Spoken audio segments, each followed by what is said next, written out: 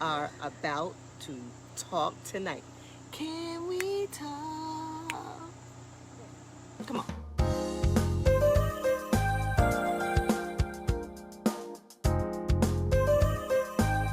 People, let's talk about it tonight. Are you emotionally stuck? Yes. We wanted to have a different atmosphere when we start talking about emotionally stuck. Ooh, some of y'all are emotionally stuck. I take that back. Some of y'all know somebody, because y'all ain't emotionally stuck. Y'all just know somebody who is. So tonight we're going to talk about, are you emotionally stuck? Tonight's topic is, are you emotionally stuck? Are you stuck? Like, seriously. Are you in this relationship and you just want to get out? Not you, but do you have somebody? Do you know somebody who needs to be watching this along with you? But are you emotionally stuck? Let's have a chat together. You know how we do grown folk style. Real, raw, relevant.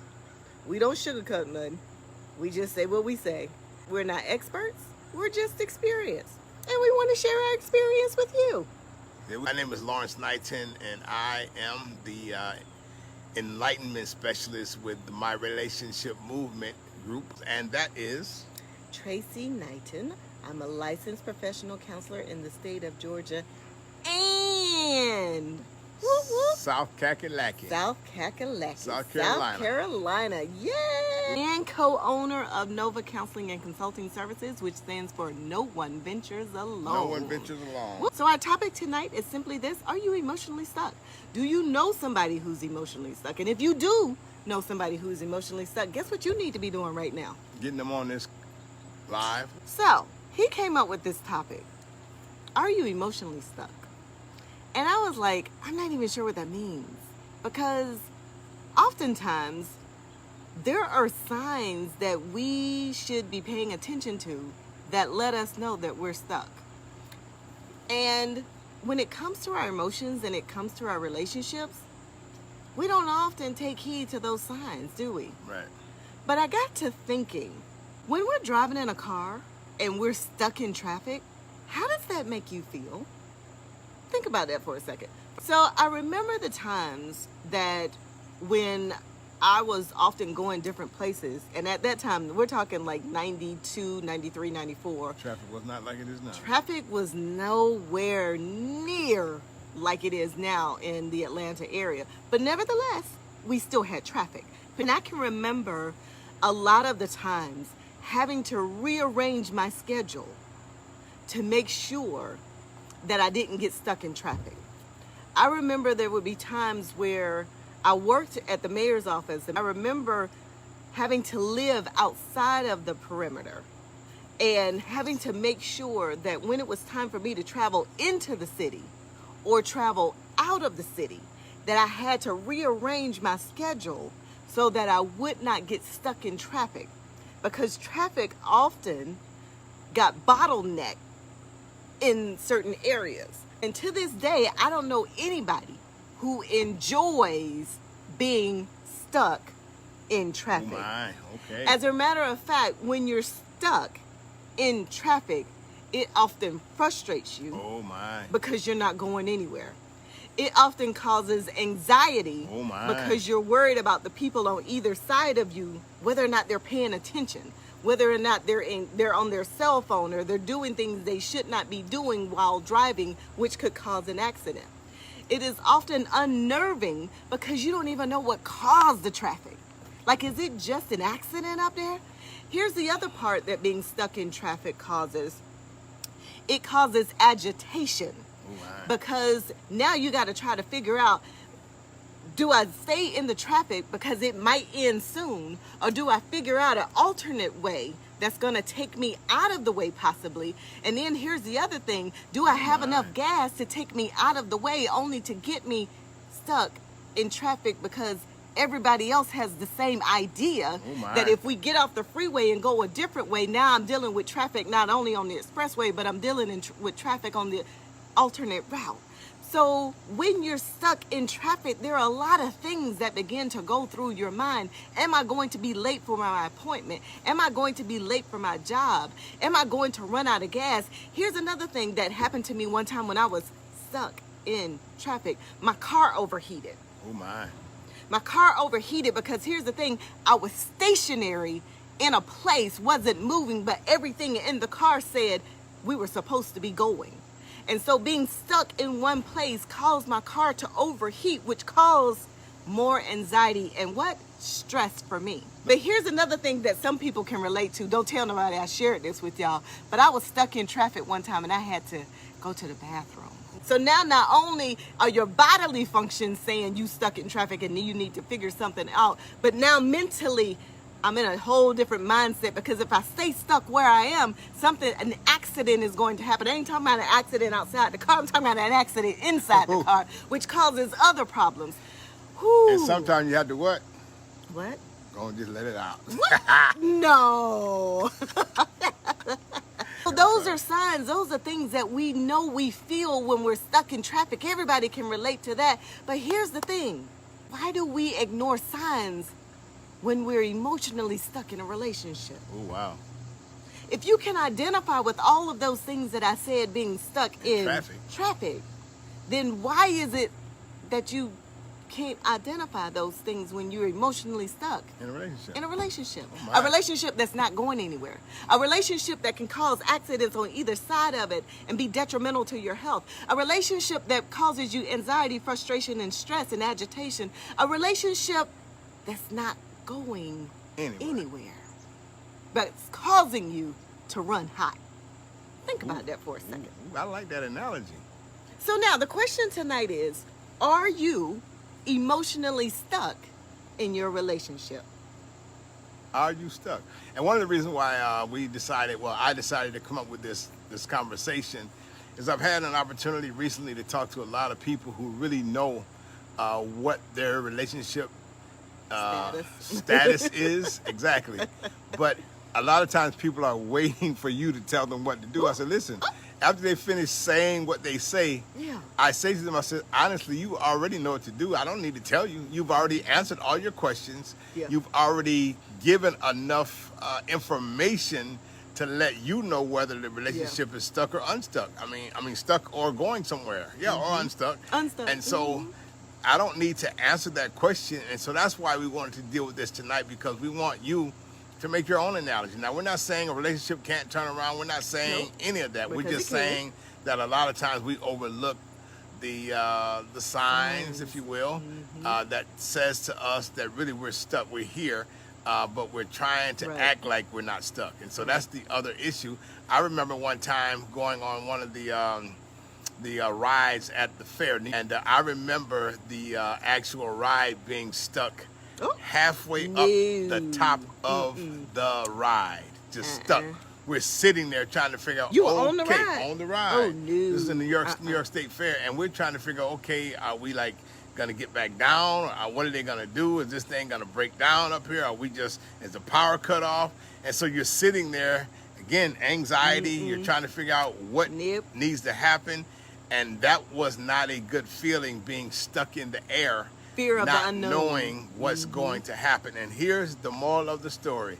Some of y'all are stuck in the air. You're like stuck. I don't know if I need to leave or stay. I don't know whether I need to, whatever. And I'm saying to you, that is an uncomfortable feeling, especially not knowing what the outcome is going to be, especially not knowing, can I make it on my own, especially not knowing, are my children going to be, changing their behaviors, especially when you don't know how you're going to pay your bills. And those are the things that we wanted to share tonight to really see if we can help with this conversation about, are you emotionally stuck? Good enough. Now let's talk. Y'all know how we do. Every time we come on, we got ways. You know how we like to do. Either we gonna give you an acronym to remember, or we gonna list out some ways for you to give yourself a checklist and go, yep, I fit that one. Wait, not you. Yep, they fit that one. Yep, they fit that one. Okay, so of course, you know, we got 7 ways for you tonight to identify whether or not they are emotionally stuck in that relationship. Here's the first way that they can identify whether or not they are emotionally stuck in that relationship. They don't want to talk about it. That's their go-to phrase. I don't want to talk about it. I just don't want to deal with it. Can we talk about something else? That's the go-to phrase. That's the catchphrase. That's the phrase that encompasses it all. Don't want to talk about it. We trying to avoid it. Why we got? I don't even want to deal with that. That's their catchphrase. They don't want to talk about what's actually going on in a relationship. They don't want to put words to it. They want to ignore it. Just like if I don't deal with it, it ain't real. Seriously? Oh, Did y'all write that down? Number one is what? I don't want to talk about it. That's your catchphrase. Catchphrase. I don't want to talk about it. That's I'm when sorry. you know you're They don't want emotionally to talk stuck. about it. Yeah, just put they. They don't want to talk about it since you don't want to identify with yourself. I need y'all to write that in the comments now. Those are the points that we're giving tonight. In case somebody gets on here late, they will see for themselves the 7 ways to know that you're emotionally stuck. And the first way is when the catchphrase is, I don't even want to talk about it. So you go to him or her and say, listen, now I need to know where we are, what's our status. I don't want to talk about it right now. That's when you know you're stuck, because you cannot have an effective relationship if one or the other is not communicating, Right. if one or the other is at a point where they're saying, I don't want to talk about it. So you just keep lingering on into this situation Ignoring. to where you are like, wow, so what do I do? I don't know. I don't want to talk about it. And so that's not a good place to be when you cannot talk about where you are, when you cannot talk about the things that we're dealing with in a relationship. And that's a good way to know whether or not you're emotionally stuck in the relationship. You Yep. don't, they don't want to They. say. Not They don't you. want to use that. Yeah. Yeah. Why we always got to talk about this? Why I always got to bring this? Why you always got to bring this up? If we forever dealing with this. Anytime you start hearing those words, guess what? Might be a good way to know that you're stuck Ooh, stuck. You're in emotionally stuck. an emotional place that you need to analyze. They need to analyze. Yes. Y'all got number 1? Okay. I don't want to talk about it. That's the catchphrase. That's the first one. Here's the second way that you can identify, or they can identify, that they're in an emotionally stuck, unavailable, bankrupt, whatever you want to call it. Here's the second way. Whew. You think it's just a phase Ooh. that the other person going through. Ooh. But the truth of the matter is, you codependent. Codependent. You codependent. You think the other person is just going through a phase where they just out there doing their own thing, and you think eventually they're going to give it up and they're going to come back to you. They're going to come back to their senses, and they're going to realize what they got in you. Then did that sound familiar? Anybody ever been to that point where you're like, well, you know what? They're just going through a phase right now. You know, it's just something that they're dealing with. I'm just going, you know. I'm going to just be here, because when they come back to their senses, they're going to come back to me anyway. And guess what? They never came to their senses. And then there's somebody who said they did come to their senses, because they realized after they got out there that there was nothing out there that was better than what they thought they were leaving. Right. And in some instances, people do come to their People senses. definitely do come to But their guess senses. what? In a lot of instances, They don't. they don't. And you sitting there with your codependent self, waiting on them to come back. Really? What do you mean by codependent? They Oh. need to know. They need to know. I'm glad you asked. So here's codependency. Okay, let's hear it. Let's hear it. You try to think of ways to stay in just as many ways as you try to leave. But if I leave, this gonna happen. But if I stay, this is gonna happen. Oh, And so the more you try to leave, the more you try to talk yourself into staying. That's Oh. codependency. Ooh. Because you think that if you leave, they're not gonna be who they are going to be. You think that they need you to survive, and they think that you need them to survive. It's a codependency. And so the more you try to stay, the more you try to leave. And the more you try to leave, the more you try to stay. And so here's the thing, the more you argue, you feel like it brings you closer to each other. What? Ooh, what? The more you argue, and some of y'all, the more you physically get, because some of y'all touch hands on each other, which that's a whole nother subject. Don't even get me started on that. But there are actually people that believe that we fight because we love each other. Yeah. That's a codependent relationship. That's a dysfunctional relationship. That's a As- codependent relationship. That's it. Yeah. So way number 2 that you're in, you're emotionally stuck in this relationship, is that you're codependent. Is that you think it's just a phase they're going through. You think it's just a phase that he's going through because he's out there and he's with women, and you've caught him with different women. And you think he's going to change his mind when he gets all of that out of him. You think, bruh, that you see her texting other men, it's just a phase she's going through. That's what you think. No, it's not. you're codependent. And that could be a sign that you're emotionally stuck in this relationship. Oh, I'm just saying. you just saying good too. See, that's nice like this. I can just sit out here and relax because she's got it. She's on the wheel tonight. I'm not on the wheel. You're on the wheel. You got it going, girl. Codependency. And here's the thing that you got to realize. Everything she just said is absolutely true. So, y'all ready for number 3? Y'all ready? Whew. This one gonna hurt a little bit. I believe I'm going to have to talk on this one too. Here we go. Way number 3, that you're emotionally stuck. You don't even value yourself enough. You don't value yourself enough to put yourself first. You don't do it. You don't even value you enough to put you first. It's always about them. Well, let me go and go, cause I know if I stay gone too long, he gonna give me a call to find out where I am. Oh my. Ooh, let me pull up, man, cause she calling, she keep calling, man. Let me go and go, cause I know she gonna be tripping once I get home. You don't even value you enough to put you first. Okay, I think we need to keep elaborating on that one. I feel this one right here. I feel this one right here because again, that's usually a great sign that you're in a relationship emotionally stuck, because everything else is about everybody else but yourself. No self-care, no. It's just like everything you do is for everything. Exactly. I was just ready to say that. Everything you do, you're putting them first. You're trying to make sure that they're taken care of, and then they don't have any concern at all about your feeling. And matter of fact, you don't have any concern about your feelings right now. So you're becoming a whole nother person. Watch this. You're becoming a whole nother person trying to help somebody else to love you. You're becoming a whole nother person. You skated over that. Yeah, man. what did I say? What? You're becoming you're becoming a whole nother person trying to get them to love you. Yeah, trying to get them to really love you. For what? For what? If they can't do it voluntarily, doesn't mean trying to force it. There's a chapter in my book called "If It Don't Fit, Don't Force It." Don't force it. It's okay. Just relax and let it go. And I'm not saying for you to do whatever. I'm just saying just know that you've got to have more value for yourself to take care of you first. Hear what I'm saying. Here's the phrase I said the other week. Some of y'all are trying to help other people to live while you're dying. Can I say that one more time? I'm gonna take a for drink those off in the that back? I'm drinking Some for of y'all you. who are in relationships are Woo. trying to help them to live, meaning you're trying to do all you can for them while you're dying. Not literally dying, but you know what I'm saying? Emotionally, you're Emotionally dying. dying. Physically, you're dying. You're doing everything. You're doing everything. You're trying to do all the talking. You're trying to do all of the this. planning. You're doing all of this. And you're killing Say it, honey. yourself while you're trying to help them and your relationship to live. Are you serious? It's okay. Did y'all get that? It's okay. I promise you it's okay. Did y'all get It's that? okay. Been there, done that, got the trophy.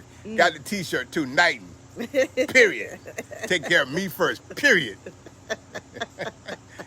So point number 3 Self-care, yeah. is you don't even value you enough to take care of you first. Listen, we say this all the time. Put the mask on yourself first. You got to do that. Let me talk about this whole issue of value, right? You got to remember this, right? If you don't value yourself, quite naturally, you are not gonna find anybody else to see the value in you. I'm gonna say that one more time. People can detect when you value yourself, Right. by the things you do, by the things you say. People know when you value yourself. Because when you value yourself, you don't settle for less. When you value yourself, you don't let people talk to you any kind of way. When you value yourself, you don't let them call you out of your name. When you value yourself, and listen, as a man or as a woman should know when a person values them, and a man should know when a person values them. And if you don't, it's something wrong. Come on now. If you don't know, it's something wrong. Because some relationships have killed people's self-esteem so much so until they don't even know how to start loving themselves. They have been in situations where they were abused or where they were in an abusive relationship. And listen, valuing themselves, it's like going out the window. And it's like, I need somebody to pull me up out of this. No, you better learn how to pull yourself up out of it, because I'm telling you that God didn't give you no low self-esteem. That came from somebody else. Right. You don't come in the world with low self-esteem. Right, exactly. Listen, some of y'all are so busy trying to be available to everybody that you're treating yourself like Walmart property, instead of treating yourself like a valuable fur that should be held in a vault. I'm just saying what I'm saying. So the moment you start treating yourself like the valuable person that you are, others will begin to treat you that way. Some of us have been through stuff. Some of us have seen ourselves as the Walmart person. Listen, some of us have been on clearance at Walmart. Ooh, my. And you know how low they mark their stuff down sometimes. It's straight 50 cents sometimes. Some of us have been there. But then when we started seeing our own value, not only did we come off clearance, not only did we get regular sale price, but listen, check this out. You went from being on Walmart to now being, what? Fifth Avenue. Neiman Marcus. Some of y'all, because you don't know your value, you've shedded your personality. You've shedded your self-esteem. You shedded a whole lot of stuff simply because you didn't put yourself in a separate location so everybody couldn't get to you. Ooh, I felt that right there in the spirit. And if we were in a club. Drop it like a hot. Drop it like a hot.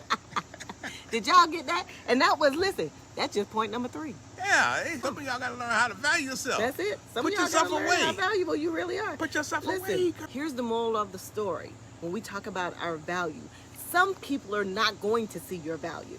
No. But when you understand your value and you can see the future of your value, listen, check this out. You ain't going to settle for any old thing. You're just not going to do it. That's it. And so you're going to end up investing in things that give you a great return on your investment. Here's the first thing that you need to invest your money in, and your time in, and your talent in, and your treasure in. Don't tell nobody I told y'all. Y'all ready? Come closer. Here's the first thing that you need to invest all of that in. You ready? It's you. Huh? That's the best investment you can make. That's the in best yourself. investment you can ever make. Is an investment in yourself. Invest in yourself. Let me just say this too while we're on this. One of the things that I always try to tell people is you always want to be reading books that inspire, that motivate, that help you to become a better you. Self-help books are very, very beneficial for your life. They build up your confidence. They build up your self-esteem. They build up who you are. Books like What's Really Holding You Back by Valerie Burton. Books like Sun Stands Still. Books like, there's a whole number of books that I can just probably rattle off of books that I've read that help me to know my value.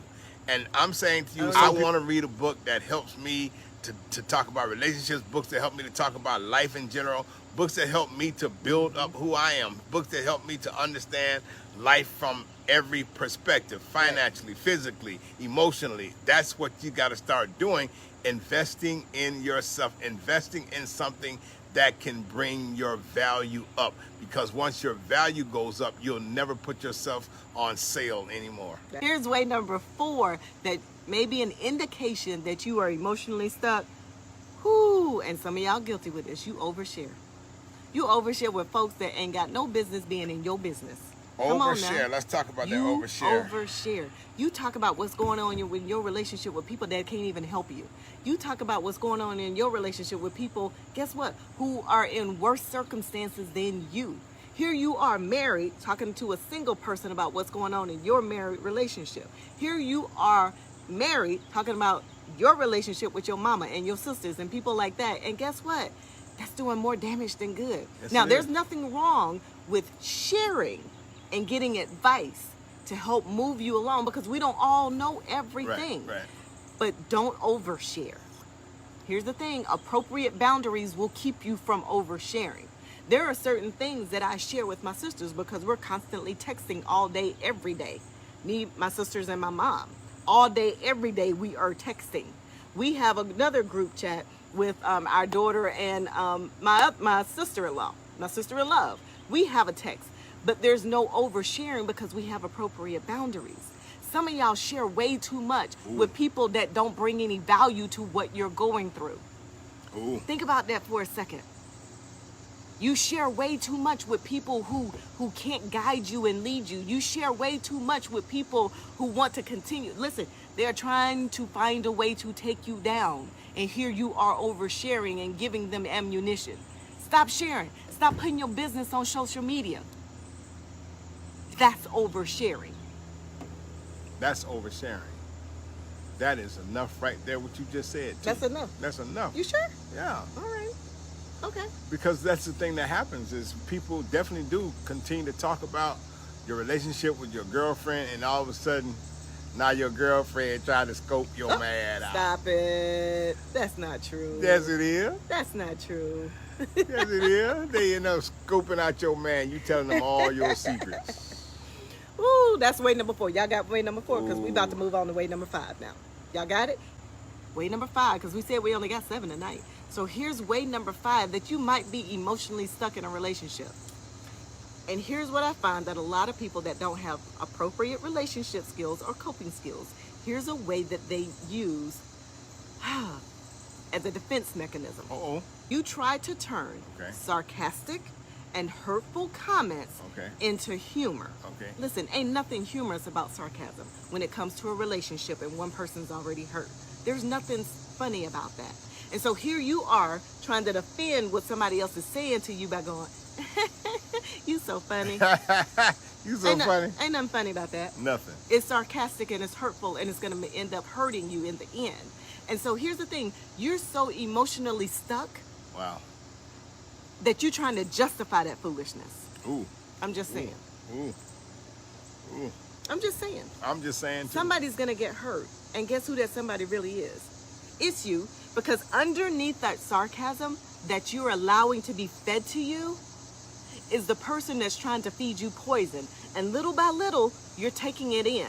And sometimes what we end up doing is we end up taking in so much of that poison that we end up killing our own selves when we had the opportunity to leave in the very beginning. Ooh. You end up taking in so much poison until you what? Kill yourself. Kill yourself. Yourself. Yeah. Yeah. Sarcasm ain't cute when it comes to your relationship. It's not. If they can't have a conversation that builds you up, if you all can't have a conversation that moves the relationship forward, if you all can't have a conversation to talk about your future and the two of you together in that future, guess what? You're emotionally stuck. So give some examples of what you mean by sarcasm. But that's why you ain't gonna never do nothing. Yes, I am too. Right. That's why you just like it. Oh. I started to say it, honey. That's why you just like your blankety blank. That's it. Sarcasm. Oh, you think you going to school now? Oh, you think you gonna own your own business now? Oh, you think you gonna be somebody doctor now? Oh, you think you just think you got it going on because you bought that car now? Oh, you just gonna put in a loan application for a house and don't even include me in it? Oh, so you love me? This is how much you love me? You gonna do this? That's sarcasm. That's what I'm saying. And underneath that is called manipulation. All day long. We ain't gonna talk about that right now though. Okay? That's way number 5. Here's number 6. I like number 6. Number 6 is simply this. Ooh, you got excuses. I'm sorry. They got excuses. Excuses.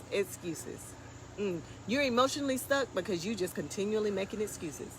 Any old excuse will do not to be able to face the facts about what's really going on in your relationship. Anybody ever been in marriage before? And maybe like for those who had children who were like young at that time, you said to yourself, you know, when the kids get grown, I'm gonna move on. Or when this happens, I'm gonna move on. And you discover that those were just excuses. Those were just reasons to say, I'm gonna wait. Those are reasons just to say, I'm gonna see how this is gonna work out. And you end up spending a whole lot of time. Ooh, and energy. Waiting for another excuse to come up, I guess I should say, in order to convince yourself that, you really need to move on. And I need y'all to hear me on this because excuses, I was always taught excuses are only good for those who make them. Yep. Excuses are only good for those who make them. And so you and I have got to realize that when you're making all of these excuses about whatever it is in the relationship, I'm saying to you that that's only good for you. It's not good for anybody else because I've seen situations where I've even told my mom when I was younger, you don't need to put up with this. And 10 years go by, 20 years go by, 30 years go by, 40 years go by, and you still making excuses. That's good right there now. Yeah, that's what people do. They make excuses. If we will only put the energy into doing something other than making excuses. Right. We put so much energy into making excuses when we could be putting the energy into creating a plan, not only for the relationship, but for ourselves. Stop making excuses and make a plan. So here's something else I want y'all to hear, right? And it made me just think about something. Some of y'all have children who even see that you're stuck, and they're trying to tell you, Mama, Get out of that. Daddy, why you keep putting up with this? Get out Here of they it. they telling you and they kids. You know what? It's because those excuses will keep you at a place that you know, that even the dog be like, you old crazy self. Not the dog. The dog even trying to open up the door to get out. Not the dog. Here we Dog, go. you're trying to get out the door to get out. Way number 7, we out. We got 7? We out 7. You ready to go jump in that pool? I'm ready to go jump in the pool. Here's way number 7, and we're going to spend a little bit of time on this one. Here's way number 7, that you know Instagram. that you emotionally stuck in this relationship. Your dreams of the future. Ooh. When you think about the future, the dreams that you once had for the future, they are being suffocated by the nightmare that you're living in right now. Say that one more time. I need that one to marinate. The dreams of your future Okay. are actually being suffocated Okay. by the nightmare of the present, the thing that you're in right now. Oh, wow. You are so busy in a relationship that you're in right now, called a nightmare, Oh, wow. that you can't even dream about your future anymore. That's deep. Forget the future of the relationship. I'm talking about your future. I'm talking about the future that you dreamed of for yourself. Opening up that business. That's and it. doing this and doing that. Going back to school. It's like being all that's suffocated being now. suffocated because of the mere fact that you're dealing with the what of the present? The nightmare of the present. Nightmare. Come on now. How many of us, have been in relationships before where in the present feels like all of the air has been sucked out of the room? That you can't even think about what your next step is going to be. Because right now you can't even think. Your head can't even process what's going on for the future. Right. Because you got no air in your lungs right now for today. Ooh. Think about that for a second. Have you ever held your breath for so long that you felt like you were about to pass out before? Have y'all ever done that as a child? Think about that for a second. Wow. And here you are trying to breathe life into a relationship. Where you're not breathing yourself. Ooh, but you ain't even put no air in the lungs for yourself first. Yeah. Here we are trying to figure out, how am I going to stay in this relationship? How am I going to move this relationship forward? How can I get him to love me more? How can I get her to understand I'm the man of her dreams? But what are you breathing? Wow. How are you taking a breath every single day? How are you breathing? How are you putting the mask on yourself first? And here you are, golly, the dreams of your future are being suffocated by the nightmare of your present. Wow. You can't wake up from this nightmare. Every time you close your eyes, it's a nightmare. You ain't sleeping. You Every ain't time I eating. close my Think about it. eyes, I think Your of hair falling out. Yeah, you either losing weight or you gaining weight because you eating everything in the house to make yourself feel better. Don't say that. I'm just saying. You self-soothing by eating every single thing in the kitchen that's just as bad as not eating. You're not sleeping. You ain't even getting a good night's sleep. You sleeping, listen, the Bible talks about the man making his bed in hell, right? Yeah. Think about that for a second. He said, if I make my bed in hell, If I behold, make thou my art bed. there. Yeah. If I make my bed in hell. I ain't talking about making a bed in hell at this point. Here I am. Your bed is on the hardest ground you can imagine. Oh, wow. That's your bed. You can spend all this money to make yourself feel good, Man. but it's money wasted because until you feel good about yourself, nothing externally is going to do that. And so here you are spending money on clothes. Here you are spending money on a bed, sheets. Here you are spending money on hair, nails, pocketbooks. Here you are spending money on cars. Here you are spending money on decorations in your house, only to continue to feel empty and unfulfilled inside. Ooh. I'm just saying. It's a nightmare. But you steady trying to figure out future plans. Let's get out of the nightmare you're in now. Ooh. Let's wake up from this. How do you know that you're emotionally stuck? Because the nightmare repeats itself day in and day out. You sitting in your car trying to figure out how to go in the house. You drive by your house going, dang, they there. They ain't say no dang. They don't say dang. No.